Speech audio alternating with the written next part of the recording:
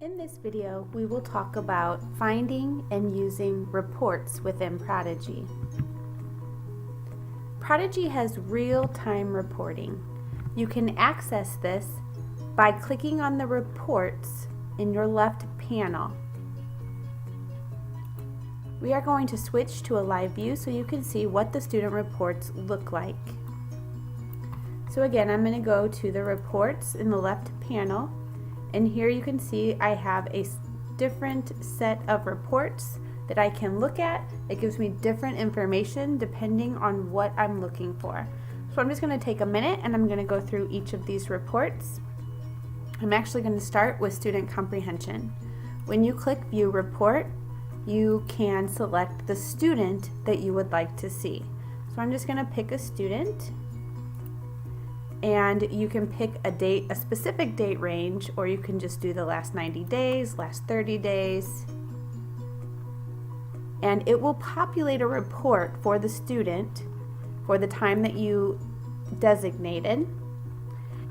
You can see that they're being assessed on all grade levels based on their initial diagnostic assessment. So as a fourth grader, it's showing me that this student has mastered 100% of the content, and Prodigy was able to figure that out as they worked through different strands. If you open up the grade level, it will tell you very specifically what those strands and what those skills were. So we can see that in composing numbers, she was able to compose numbers with addition up to 20. She answered 7 questions in a minute and got 100%. If you hover over, anytime you see this arrow, if you hover over it, it will give you an example of what that question looks like. So you can do this for all of your students, and you can see that this particular student, even though she's in 4th grade, had even been given some 6th grade questions, and it looks like they were on geometry, some 3D shapes. And she was able to identify nets of 3D shapes, but she struggled when it came to surface area of a net. So this information is very useful when you're trying to plan intervention, when you're trying to plan enrichment, when you're trying to group students. So this is one report that you can look at, and you can see again you have all of your students listed there. The next report that we're going to look at is student usage. So student usage tells us how many questions students are answering at home versus how many they're answering at school. And we can see that for this particular span, most questions have been answered at school. It also will give you a day-to-day breakdown. So I can look very specifically that on Wednesday, 385 questions were answered at school. And if I open that up, I can even see very specifically what students and how many questions that they answered. So this is the student usage report. The next report we're going to look at is the weekly activity. And weekly activity reports strands and students' achievement towards those different strands. So for example, this first strand says right number from expanded form. If I open that up, I can see a sample question. I can see any students who might be scoring below 60% with that skill, students who are scoring 60 to 79% in that skill, and students who are scoring above 80%. When I hover over a student's name, it tells me how many questions they answered on that skill and what their grade for that skill was. So you can see that all of the mathematical strands that are related to 4th grade that students have answered questions on will be listed here. Just at a glance, you can look and tell that you have students who are struggling and students who have mastered in the same skill. So to further open that up, you would be able to identify who those students were. The next report we're going to look at is the placement test. So remember that on your dashboard, towards the bottom, you have this circle. This report is telling you your students who have completed the initial diagnostic assessment and what grade level they have placed in, or any students who may be in progress. But we're going to look at the details for that report. So again, I'm going to go to the placement test report, and I can either get a summary or I can get a detailed breakdown. We're going to start with the summary, and I can see from this summary the different domains for 4th grade math. I can see the overall placement of students, and this tells me that I have one student who has placed at the 1st grade level. If you look at the bottom of this graph, it tells you the grade level, and the colors: red means well below grade level, yellow means below grade level, and green means at or above grade level. So if I hover over the overall placement, I can see that this student is placing well below grade level. I can see that I have 6 students placing at a 3rd grade level, and I can see who they are. And I have 11 students who are placing at 4th grade level, which these are 4th grade students. These are 4th grade students in October, and so they're placing at or above level. And then I have 3 students placing at the 5th grade level. I can further look at a specific skill and a specific strand and identify which students are successful in that strand and which students are struggling, and then maybe think about my groupings and my pairings. The detailed breakdown would give you each specific student's results. If I click on detailed breakdown, I can see each individual student's placement test results. Again, I would select the student, click view report, and it's going to tell me at each grade level. It's going to show me the questions that the student has answered. It's going to show me the correct answer, and if they got the answer correct. It's going to do that for every single grade level that it used to help place the student at the grade level that they've been assigned to. So I can see that in 4th grade, at the 4th grade level, this student struggled a little bit with operations and algebraic thinking. I can see what the question looked like. I can see what the correct answer was. And I can see that the student did not get that answer correctly. So again, this is the placement test detailed report for each student.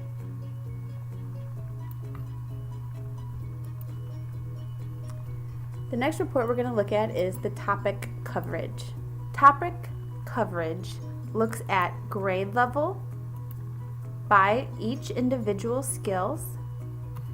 This overview page shows me that I have some green here, and that if I hover over that, it tells me that 27% of my students have mastered this topic. If I open it further, I can see the 2 individual skills that fall within that strand, and I can tell that I have students who are struggling, I have students who haven't started, I have students in progress, and I have students that have mastered. So if I'm looking at adding 2-digit numbers with no regrouping, I can further open that, and I very specifically can see who's mastered, who's in progress, and who's not started. I can also again see a sample question. So all of the skills have this in the overview that I can use to look at. Let's just look at multiplication. I know that's what we're working on right now. So when I'm looking at multiplication of 4-digit by 1-digit, I'm going to open that up. I'm going to see who's struggling. I'm going to see who has not started, who's in progress, and who's mastered. I can also see a sample question. So this is going to allow me to plan and group students in order to meet the individual needs. The last report that we're going to look at is curriculum coverage. And curriculum coverage is very similar. It reports by strand. So it reports by the actual standard. These are Common Core standards is what we use in my district. So we have these aligned. And I can tell right now students have not even started this. So I'm going to find one that I see either students are struggling, I can tell with the red, or I can see with the yellow. So I'm going to open this up. and I can see that multiplication word problems seem to be an issue. I can also see a sample question.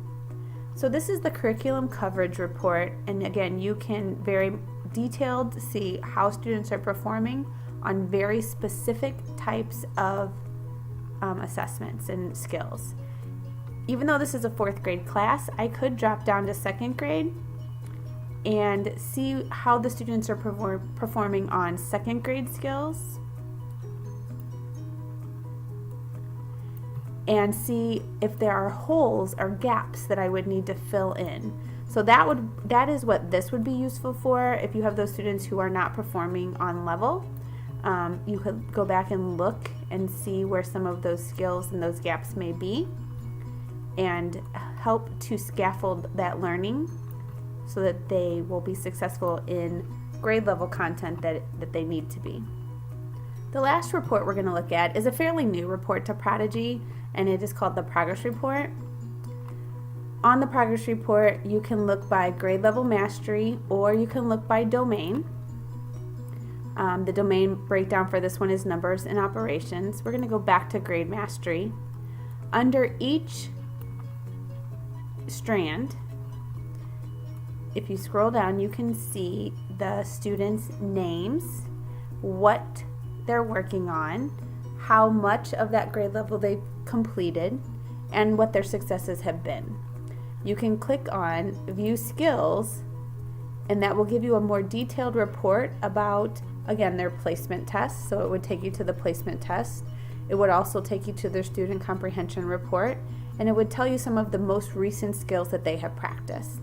So this report, like I said, it's fairly new, but you can see all of your students and get that information for students who are below and working at or above grade level.